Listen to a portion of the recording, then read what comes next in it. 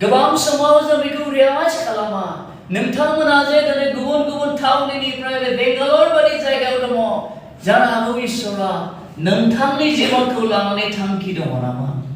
नोंथांनि जिबननि गेजेरजों इसोरा सोरनिबा जिबनाव बासायनो इच्छा दं नामा आङो बेखौ जोबोद रंजानाय मोनदों आरो गोसोखांबाय थायो जेब्ला आङो चेन्नाइआव आङो फरायगासिनो दङमोन बे समावहाय सासे फरायसा गथ'आ बियो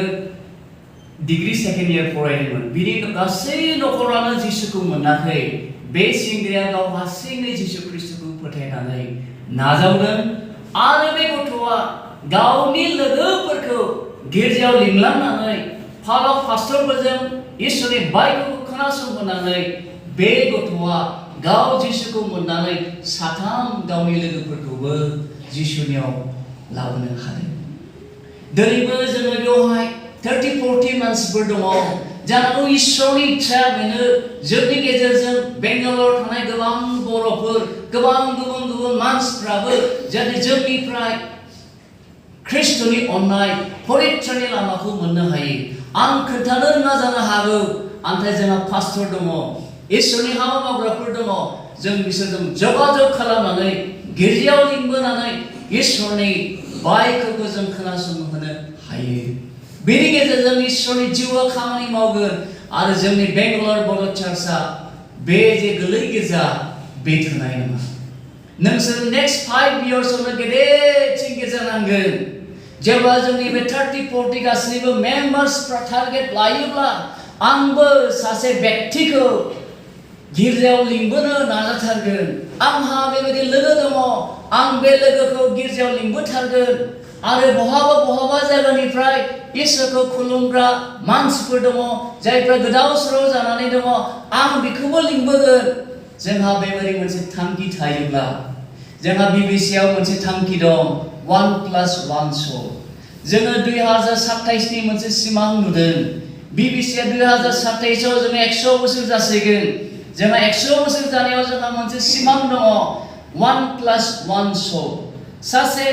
मेम्बारा सासे मेम्बार बारायनाय 1+1 family मोनसे नखरा गुबुन मोनसे नखर 1 church + 1 church जोंहा मोनसे लक्ष्य दङ दिनैबो जोंनि बेंगालर बड' चार्चनि मेम्बार्सफ्रा बयबो इसोरनि अननायखौ मोननाय मानसिफोर जानायखाय बे दायित्वखौ लानानै नोंथाङाबो इसोरनि अननायखौ फुलफिल खालामनो ग्रेट कमिशनखौ मावफुंनो इच्छा जायोब्ला आं नोंथांखौ एश्योर होनो हागौ जोंनि बेंगालर बड' चार्चआ बाय नेक्स्ट 5 years बे लेभेलाव थानाय नङा नाथाय बेखौ खालामनांगौब्ला जोंनि पास्टर लिडार्सफोरल' जों जानाय नङा जों बयबो फोथायारिफोरनि कन्ट्रिबिउसन जेब्ला जों लोगो नांनानै खामानिखौ मावगोन जों गेदेर हासिल जों खालामनो हागोन आरो जोंनि मावनायनि गेजेरजों इसोरा मुंदांखा जागोन थामथियाव बे लेसननि गेजेरजों जोङो बेखौ बुजिनो हायो जे बेनि रायजोनि थाखाय जों दानबो होनो सोलोंनांगोन जों इसोरनि दयाखौ मोननाय मानसिफोर जानायखाय इसोरा जोंनिफ्राय जिउआव देरजानायखौ लुबैयो बियो जोंखौ साखि होजानो लुबैयो आरो जोंखौ बिनि रायजोनि लागै जोंखौ आखाइ फोलावजानायखौ इसोरा लुबैयो थोनर जानायनि 20 अध्याय 35 पदआव Acts 20:35 आव बेबायदि लिरनाय Giving is more blessed than receiving नाजावनायनिख्रुइ दान होनायाव बोर दंसिन जोंनि सरासनस्रा जोंनि मैथमेटिक्सआ बेबायदि बुङो जेब्ला जोङो बे बुस्थुखौ मोनोब्ला आं बोर मोनबाय होननानै जों सानो किन्तु बाइबेलनि अंकआ एसे बेलेग जेब्लासो जों होयो अब्लासो जों इसोरनि बोरखौ मोननाय जायो The more we give, the more blessings that we receive. It's a practical day. जेब्ला जोङो प्रभुनो होयो अब्ला प्रभु जोंनो आशीर्वाद होयो इसोरनि आशीर्वाद ना खालि थाखा फैसा माबा बुस्थु बिदिल' नङा इसोरनि आशीर्वाद ना जोंनो मोजां देहाबो जानो हागौ जोंनि गथ' गथायनि जिबनाव जोंनि थांना थानायाव जोंनि बेबसायाव जोंनो हलिस्टिक वे इसोरनि आशीर्बादा जेब्ला फैगोन जोंनि नखराव सान्ति फैगोन इसोरनि आशीर्बादा थायोब्लासो जों उन्नतिबो जागोन मानोना जाकबआ बुंदों इसोरनि बोरजोंसो जों उन्नति जानो हायो इसोरनि बोरासो अल्टिमेट ब्लेसिं जायनि गेजेरजोंसो जों थांनानै थानो हायो बाइबेलाव जेब्ला जों नायो गोदान रदायाव बांसिनै जोङो फ्री विल गिविंनि सायाव स्ट्रेस होनानै खोथाखौ बुंनायखौ जों मोनो फ्री विल गिविं पौला बेखायनो गले गले बुंदों गांनैनि करिन्थियानि 9:7 God loves a cheerful giver इसोरा रंजा बाजा होग्राखौ अनो रंजा बाजा मानोना इसोरा जोंनि हार्ट डिजायरखौ मिथिगौ जोंनि गैयैखौ इसोरा मिथिगौ दंनायखौ इसोरा मिथिगौ when we begin with out of nothing जेब्ला जोंहा जा दङ बेजों जों जागायगोन इसोरा बेयावबो इसोरनि आशीर्बादा जोंनि सायाव थायो आं जेब्लायबो बे जारापेटनि रान्दि आइजोनि स्ट'रिखौ गोसोआव लाबाय थायो जारापेटनि रान्दि आइजोनि अबस्था माबायदिमोन स्ट'रिखौ सर्टकाट खालामनानै जों फैनि बियो लास्ट अपसनाव दंमोन दा बेनि आखायाव मोजोमसेल' मैदा थिख्लियाव थरथिंसेल' थाव दङ गाव आरो गावनि बिसौ जानानै थैनायनि बिसोरहा मिजिं थाबायमोन बे समाव बाहागोआरि जेब्ला फैनानै बिनाव बिदों आंनो दै एसे लाबो जेब्ला दै लायनो थाङो अब्ला दानै बुंबाय आंनो सिथाव गुरसे लाबोदो बे समाव माबायदि रिएक्शन जादोंमोन बे आइजोआलाय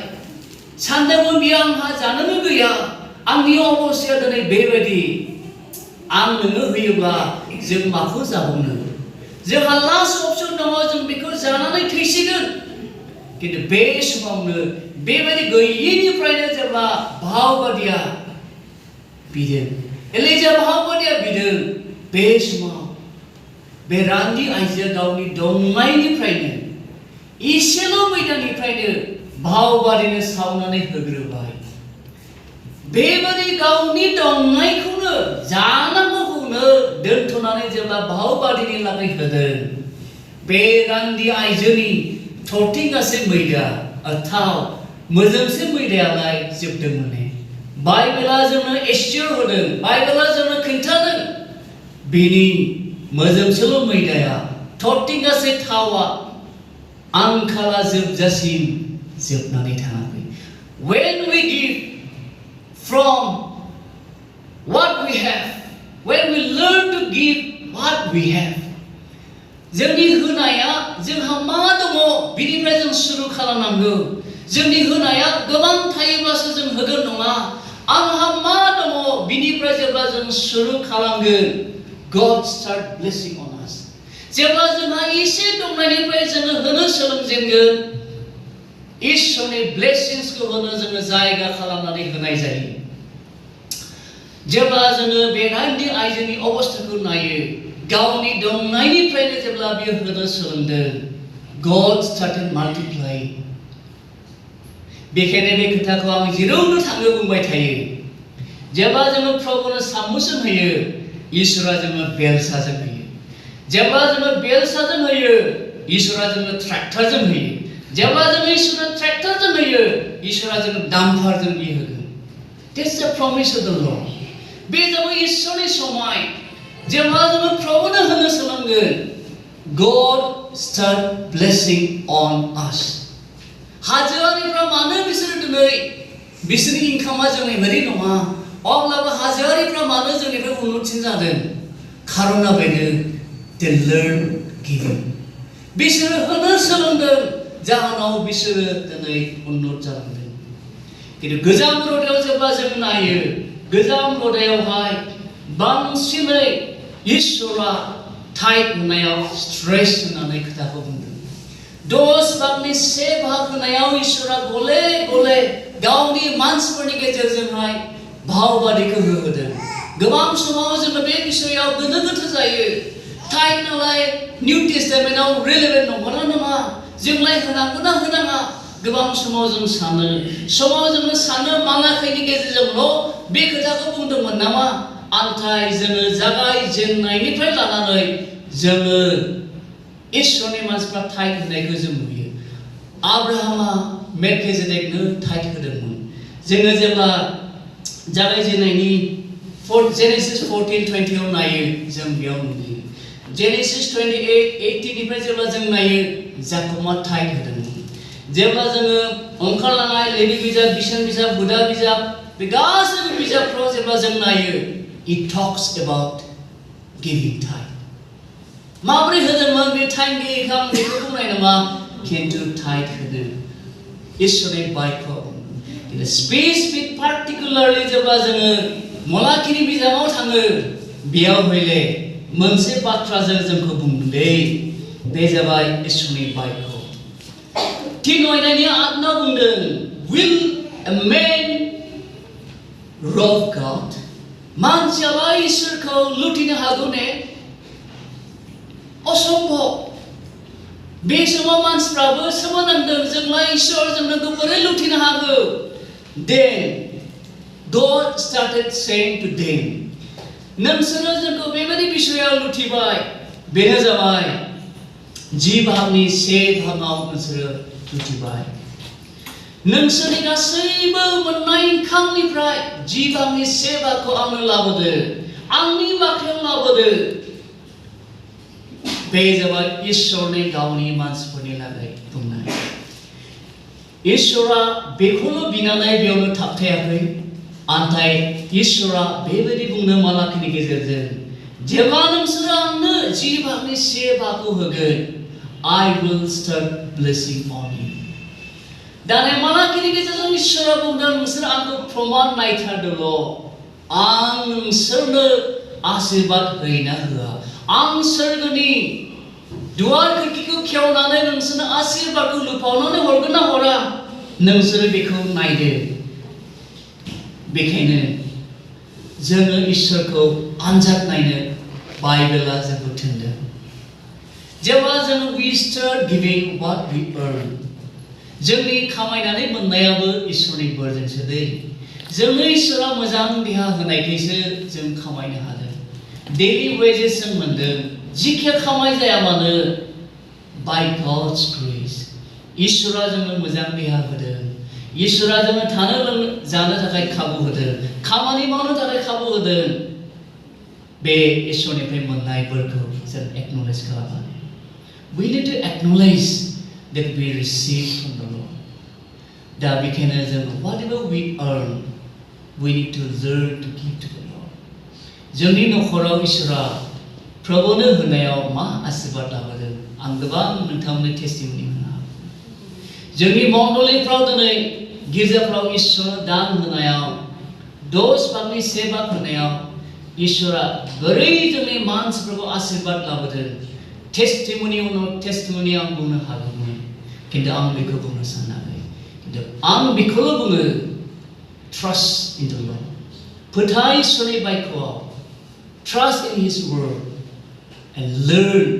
what he expects us to do बेनि जोंनि सायाव आसाखौ मावफुंनो जों सोलोङो जेब्ला जोङो बिनि आसाखौ जों मावफुंगोन God will take care others जेब्ला जोङो इसोरनि हास्थायनायाव जोङो आगान सुरफागोन इसोरा जोंजों थांफागोन जेब्ला जोङो इसोरनि बुंनायखौ जोङो मानिगोन इसोरा जोंखौ ब्लेस होगोन आशीर्बाद होगोन बेखायनो आं दहायबो बुंदों जोङो इसोरजों सायख'जानाय मानसिफोर जानायखाय इसोरा जोंखौ जिउआव देरजानो लुबैयो जोंखौ बिनि साखी जाजानो लुबैयो आरो जोंखौ बिनि रायजोनि लागै गोसो गोथारै फोरबोनि लागै जोंखौ आखाइ फोलावजानायखौ लुबैयो जेब्ला जों बेबायदिखौ मावलांबाय थागोन जोंनि बेंगालर बड' चार्चआ नेक्स्ट 5 इयार्सआव नोंसोर बेलेग मोनसे महरखौ नुगोन नोंसोरनि गेजेरजों इसोरा गोबां खामानिखौ मावनो इच्छा दङ नोंथांमोननि गेजेरजों इसोरा गावनि इच्छाखौ परिपुर्ण खालामनो इच्छा दङ जायखौ आं मावनो हानाय नङा जायखौ गुबुनफ्रा मावनो हानाय नङा बेखायनो इसोरा नोंसोरखौ बे थावनियाव दोनफैदों जेब्ला जों इसोरनि हास्थायनायखौ जों मावो इसोरा जोंनि जिबनाव आशीर्बाद लाबोगोन बेखायनो फै जोङो इसोरनि अननायखौ मोननाय मानसिफोर जानायखाय इसोरजों सायख'जानाय मानसिफोर जानायखाय दे जोङो जिउआव देरनो गाज्रिनिफ्राय गोजानाव थानानै धोरोमनिया जिउ खांनि इसोर हामजानाय जिउ खांनि आरो जोङो बिनि साखि जानो सोलोंनि जोंनि बे गिर्जाफोरजों माल्टिप्लाइ जों खालामनि आरो जों बयबो दायित्वखौ लानानै जों आवगायनि आरो रंजा खुसि फोरबोनि लागै जों होनो सोलोंनि नोंथांमोना गोबां होबाय आरो गोबां होनानै नोंसोरो बेबायदि अबस्थायाव लाबोबाय बेनि थाखाय आं नोंथांखौ एप्रिशियेट खालामो नोंथांमोननि मावनायनि बान्थाखौ सानसे सोरगोआव मोनथारगोन नोंथांमोना जे एसेबां होबाय एसेबां मावबाय बेनि पुरस्कारा निस्सय सोरगोआव थियारि जानानै दङ बेखायनो बे पुरस्कारखौ मोननो जों बयबो हानाय बायदियै जों आवगायलांबाय थादों जों जेरैबायदि होगोन इसोरा जोंखौ बेबायदिनो बोर होगोन आफा इसोरा दिनैनि बे रावखौ खोनासंनाय साफ्रोमजोंबो लोगोसे थाथों आरो बोर होथोंसै हामबायसै